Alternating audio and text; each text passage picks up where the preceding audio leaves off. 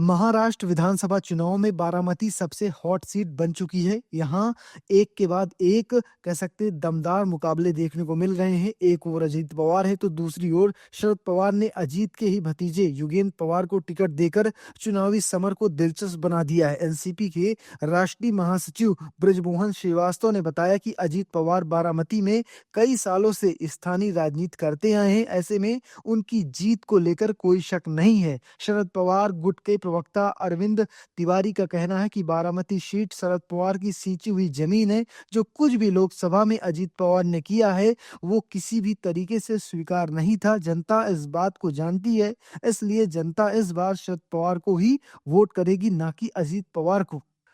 5 बार महाराष्ट्र के उप मुख्यमंत्री रह चुके अजीत पवार 8वीं बार अपनी परंपरागत बाराबंकी विधानसभा सीट से चुनाव लड़ रहे हैं, मगर उनके सगे चाचा शरद पवार ने उनके खिलाफ उनके ही सगे भतीजे युगेंद्र पवार को उतारकर राजनीति के साथ-साथ पारिवारिक मोर्चे पर भी उन्हें घेर दिया है। अजीत इस बार फंसे-फंसे दिखाई पड़ रहे हैं। इस तरह शरद पवार लोकसभा का बदला अजीत से विधानसभा में लेने की कोशिश कर रहे हैं।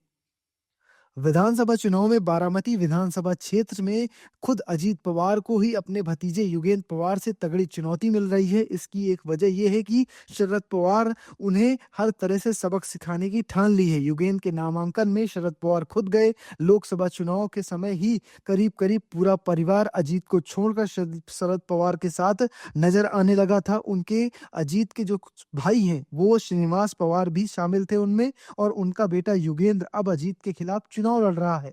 इस बार के लोकसभा चुनाव में बारामती से सुप्रिया सुले कह सकते हैं 1.5 लाख से अधिक वोटों से जीती थी। पहली बार ऐसा हुआ था जब सुप्रिया सुले का चुनावी मैनेजमेंट अजीत पवार के हाथों में नहीं था। सुप्रिया लोकसभा चुनाव में 1.5 लाख से अधिक मतों से जीत दर्ज कर इस मिथक को तोड़ने में कामयाब रही थी कि वो अजीत पवार की मेहनत के बल पर जीतती आई थी। और आपको बता दें कि इस चुनाव में उन्होंने अजीत पवार की पत्नी और अपनी भाभी को करारी मात दी थी। तो फिलहाल अब आपको क्या लगता है, बारामती सीट से कौन मारेगा बाजी, चाचा या फिर भतीजा? कमेंट बॉक्स में लिख कर बताना और पेज को फॉलो करना, चैनल को सब्सक्राइब करना बिल्कुल मत भूलिएगा। धन्यवाद।